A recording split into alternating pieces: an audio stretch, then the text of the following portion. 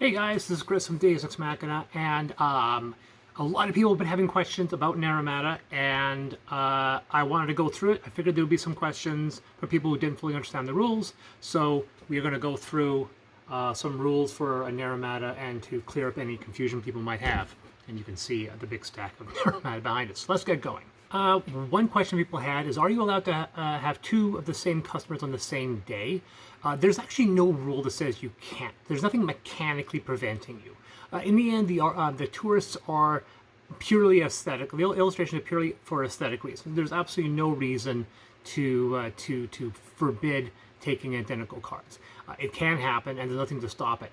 If you want to throw in a rule saying that you can have clones on the same vehicle, you're more than welcome to introduce that rule. But it's nothing. There's nothing mechanically wrong with carrying duplicate customers. Some people might actually have had questions about the contract and the favors. Remember, so the rule is the first time you go to a spot, you pick up a bottle. If you don't already have a bottle, you pick up the bottle if you land on the contract spot. You don't gain the benefits of that action. You just gain the bottle and the points, and then you get the time cost. On further days, when you land at that contract spot, you can take any combination of the actions that are offered at that winery at a 1 hour discount to a minimum of 30 minutes.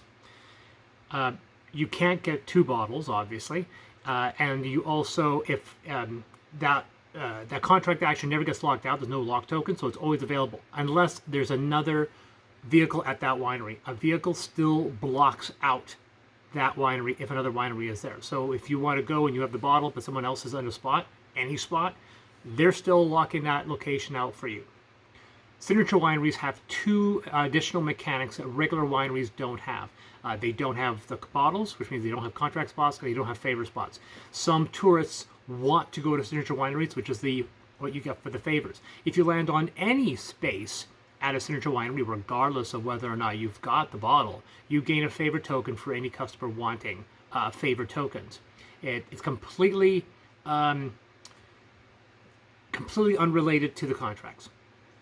As stated, the favor tokens are technically a little different than the contract. The favor spots are all on the signature wineries, but they technically don't have anything to do with the contracts, which is the reason why we gave them a different name.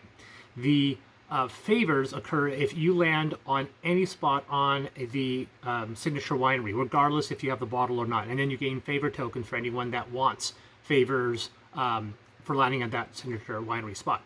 Next question, does anything ever reset or wipe upgrade cards? Now, originally there was a rule that when you start a new day, you wiped out the cards. And there was another rule that allowed you to spend money to wipe out cards. I was bouncing a couple of ideas. But in the end, I felt I wanted to kind of force people to play differently. So instead of pushing the cards out until you've got cards that everyone likes, because there are cards that are definitely more powerful than others. And I didn't want to create a situation where people were just rifling through the cards until they get the one they want. And I didn't want to do that. So instead, we offered the rule where there's a reduction in price each day. So each day you put a prestige token on all of those spots, reducing the cost. And that spot stays there until someone buys the card under that spot. The spot stays there, the cards still shift. And then you keep on doing that, so potentially there could be additional tokens from additional days. But that's the only thing. We're kind of basically compelling people to buy the cards that are available regardless of whether or not they really want that card. There, another question people had was how the rules work for drafting. Just to clarify, everyone gets 5 cards, and on your turn, you select one of those 5 cards. Then, once everyone's selected a card, you can either discard that card for prestige or place it in one of the spots in your vehicle. Now, I was very clear about that. You do not get to put the customer aside, and then once you've selected your customers, then you decide which customers you want to discard for points and which customers you want to place. That's not how the rule works. Once you have the card, you must decide right then and there if you're going to get the 2 prestige or if you're going to play the tourist. Once you've played it, you do the round one more time, and you keep on doing that until you've selected 4 cards. The last card gets discarded. It's never a card that you select. Selected cards are the only ones you discard for prestige, meaning you do not get prestige for that 5th card. Now, as you remember the rule, you must have 2 tourists on your vehicle at the beginning of each day. So if you discard the first 2 tourists for prestige, you must play the next 2. You cannot discard them. So be careful, because sometimes you may want to select the first 2, and then you realize you want another one, but no, unfortunately, you have to play or the prestige. So if you discard your first 2 tourists, you have to play the next 2. Thankfully, because there's an extra card, you do get some choice. But you must, so which means the most prestige you can ever get during the drafting phase is 4 prestige, unless you're the white card, in which case you get 6. There's a couple questions regarding some of these specific upgrades, so let's go into that. This card right here, this one says that you can use action tokens. You spend an action token, place it on this card, then you take a lock token, you place that locking token on a tourist that wants a cheese or a photo, and it counts as a satisfaction. So it counts as a card or a token, and that's a great way of filling up a tourist and getting some additional points.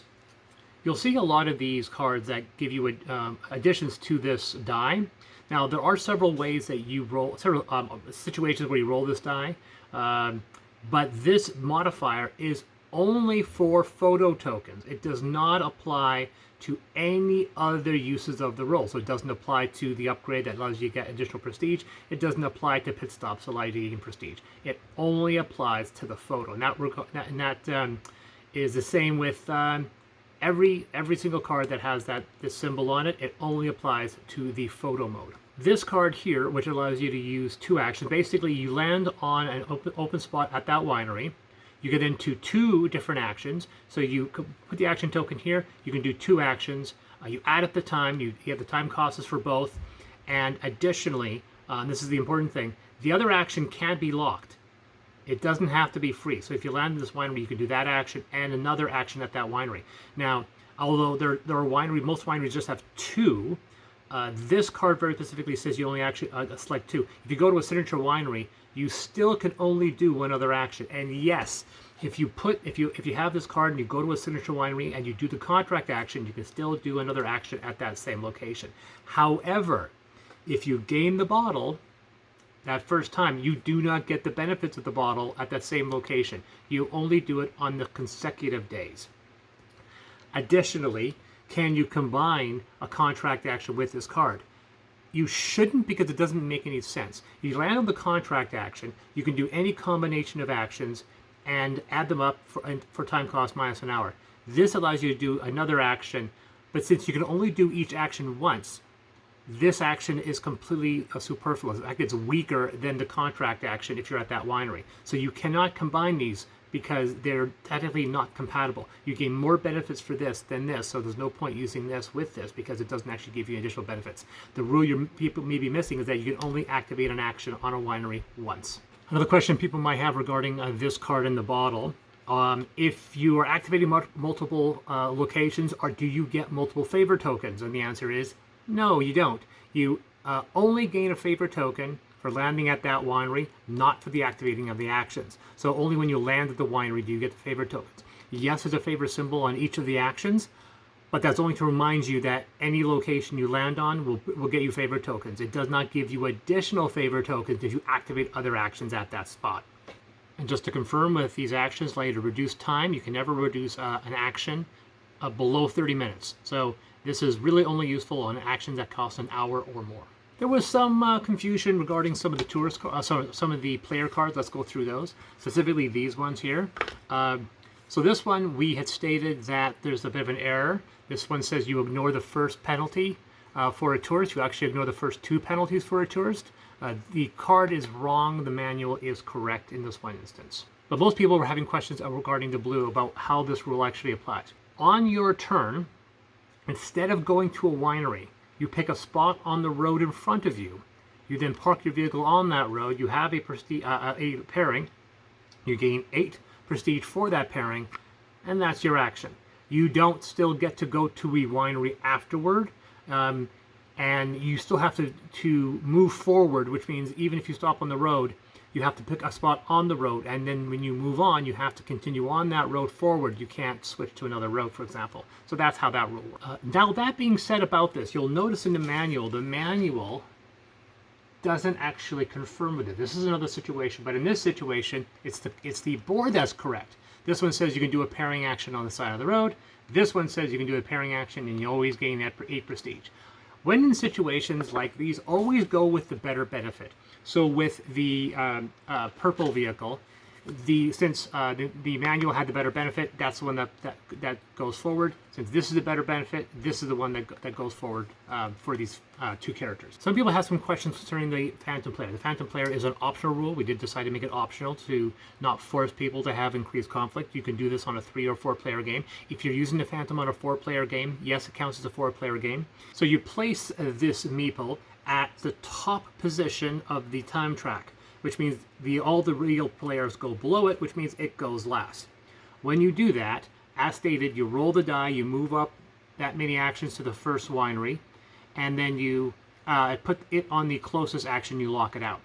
After that, it follows the same time cost as everything. So it moves the action, moves it up.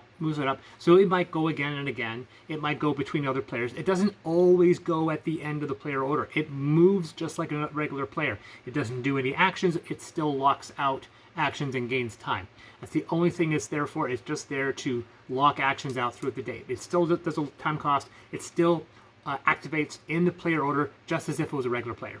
Okay, so that's all I have for now. I will repost and update these videos, and I'm going to have a text file out for it as well so people can see. If you have any other questions, please post them below, and I'll make sure I'll address them when I can. Thank you.